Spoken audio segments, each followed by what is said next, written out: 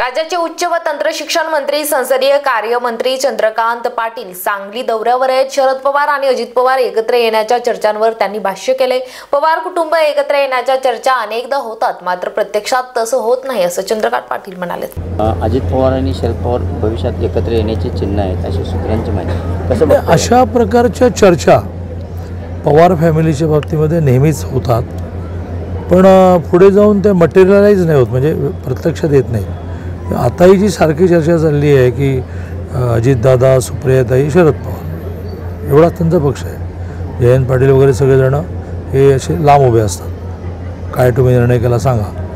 तर ह्या तीन जणं मिळून पार्टी होती, रोहित पवार वगैरे सगळे लांबच आहेत। तर या तीन जणांचं एकत्रीकरण अशी चर्चा खूप वेळ चालते, पण ती मटेरियलाइज गेल्या 2-2.5 वर्षात झाली नाही, माहीत नाही। ठाकरे एकत्र येत आहेत म्हणून ठाकरे एकत्र येत आहेत म्हणून पवारांची चर्चा सुरू झाली असं काही ते पण माहीत नाही।